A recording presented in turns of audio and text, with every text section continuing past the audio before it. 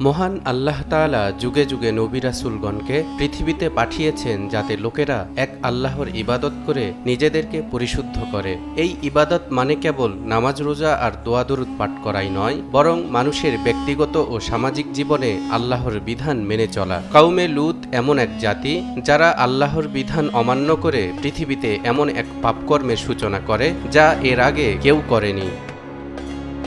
লূত আলাইহিসসালাম ছিলেন হযরত ইব্রাহিম আলাইহিসসালামের ভাতিজা। চাচার সাথে তিনিও জন্মভূমি ইরাকের বাবেল শহর থেকে হিজরত করে ফিলিস্তিনের কেনআনে চলে আসেন। অতঃপর আল্লাহ তাআলা লূত আলাইহিসসালামকে নবুয়ত দান করে জর্দান ও বাইতুল মুকাদ্দাসের মধ্যবর্তী সাদুম অঞ্চলের অধিবাসীদের পথ প্রদর্শনের জন্য প্রেরণ করেন।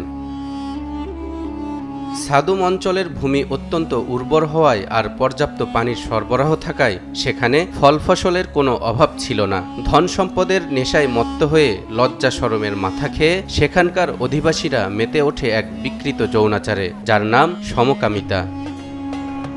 পবিত্র কোরআনে এরশাদ হচ্ছে, আর প্রেরণ করেছি লূতকে যখন সে তার জাতিকে বলল, তোমরা কি এমন অশ্লীল কাজ করছো যা তোমাদের পূর্বে সৃষ্টিকুলের কেউ করেনি? তোমরা তো নারীদের ছাড়া পুরুষদের সাথে কামনা পূর্ণ করছো, বরং তোমরা সীমালঙ্ঘনকারী জাতি।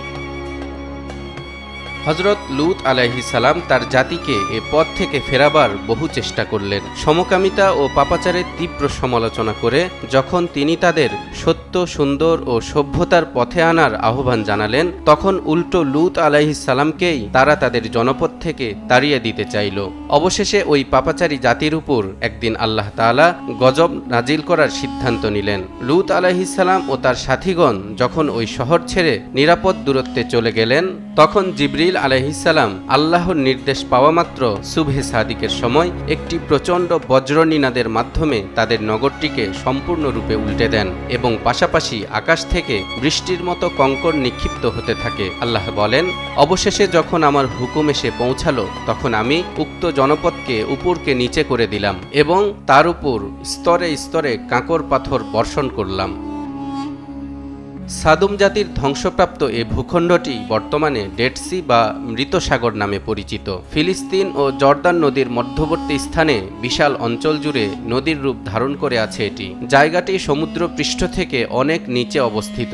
সমুদ্রের পানির চেয়ে 6 থেকে 8 গুণ বেশি লবণাক্ততা থাকায় এই পানিতে কোনো মাছ, ব্যাঙ, এমনকি কোনো জলজ প্রাণীও বেঁচে থাকতে পারে না। এমনকি সাঁতার না জানা লোকেরাও এই পানিতে ভেসে থাকে। এ কারণেই একে মৃত সাগর বলা হয়। এই মৃত সাগরের আশেপাশে প্রচুর পরিমাণে উচ্চ ক্ষমতাসম্পন্ন সালফার বা গন্ধক, আলকাতরা ও প্রাকৃতিক গ্যাসের মজুদ রয়েছে। এছাড়াও এসব এলাকায় এক ধরনের শ্যামল উদ্ভিদের বীজ পাওয়া যায়, যার ফলের মধ্যে থাকে কেবল ধুলোবালি ও ছাই। প্রকৃতির এসব নিদর্শন থেকে বোঝা যায় কোনো এক সময়ে বিদ্যুৎ পতনে বা ভূমিকম্পে গলিত পদার্থ বিস্ফোরণে এখানে এক জাহান্নাম তৈরি হয়েছিল। ইসলামী শরীয়তে সমকামিতা একটি গর্হিত অপরাধ। সাহাবায়ে কেরাম, তাবেঈন ও মুজতাহিদ ইমামগণ এ অপরাধকে সাধারণ ব্যভিচারের চেয়েও গুরুতর অপরাধ ও কবিরা গুনাহ বলে উল্লেখ করেছেন। মহান আল্লাহ তাআলা আমাদেরকে সকল ধরনের পাপাচার থেকে হেফাজত করেন। তালহা ইবনে রেজা, নিউজ 24।